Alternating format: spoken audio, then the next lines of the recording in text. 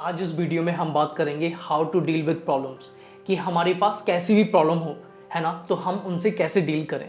और मैं आपको बता रहा हूँ, हमारी 99% जो प्रॉब्लम है ना, जो हमें लगती हैं, वो हमारे माइंड के द्वारा ही क्रिएट की गई है। मैं सोचाता हूँ, आप मुझ पर भरोसा करें या ना करें, लेकिन आपकी 99% प्रॉब्लम्स आपके माइंड ने क्रिएट करी है। एक्चुअल 1% प्रॉब्लम है जो जिस पर काम करके आप उसको फिक्स कर सकते हैं। सो आज इस वीडियो में मैं आपको 6 वेज बताऊंगा। उन 6 वेज को फॉलो करके आपकी जो एक्चुअल 1% प्रॉब्लम है उसको भी आप दूर कर सकते हैं, क्योंकि 99% प्रॉब्लम को तो हमने साइड से हटा दिया, क्योंकि वो माइंड हमारा क्रिएट कर रहा है ना। 1% प्रॉब्लम क्या है, कैसे हम उन पे काम कर सकते हैं और क्या वेज हैं जिनकी हेल्प से हम उन्हें कम कर सकते हैं, है ना। तो एक एक करके बात करते हैं। First step, define the problem. सबसे पहले आपको प्रॉब्लम्स को डिफाइन करना होगा। आप एक कॉपी पेन लीजिए और जितनी भी प्रॉब्लम्स हैं उनको लिख दीजिए। जज मत कीजिए कि कौन सी प्रॉब्लम बड़ी है कौन सी छोटी है।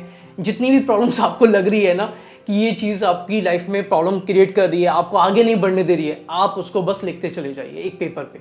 एक पेपर कॉपी पेन लीजिए और उसको लिखते चले जाइए। उसके बाद मैं आपको नेक्स्ट स्टेप बताता हूँ कि क्या है। Second step, identify potential solution.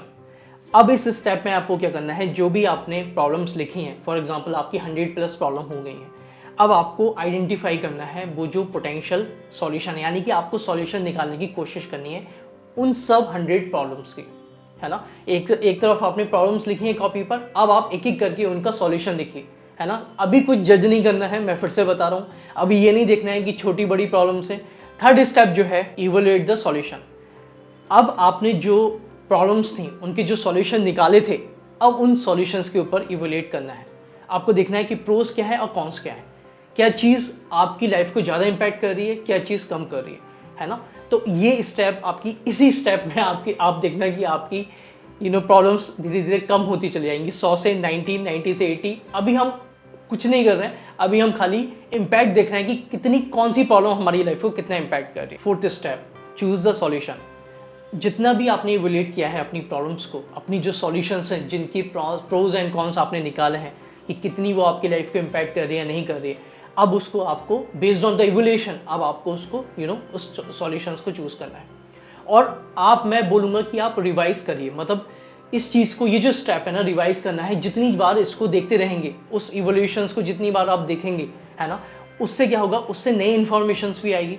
लेकिन जो एप्रोप्रिएट इन्फॉर्मेशन आपके लिए, जो लगता है कि हाँ ये चीज़ अगर मैं करूँगा तो मेरे लिए आगे मुझे सही मेरे रिजल्ट होंगे, है ना। Fifth step, take action. बिना एक्शन के हमें नहीं पता चलेगा कि हम सही कर रहे हैं या गलत कर रहे हैं। तो जो भी आपने सॉल्यूशन लिया है, अब उस सॉल्यूशंस के ऊपर आपको एक्शन लेना है बेस्ड ऑन द प्रॉब्लम्स। अगर प्रॉब्लम बड़ी है तो बड़ा एक्शन लेना है, और अगर प्रॉब्लम छोटी है तो छोटा एक्शन लेना है।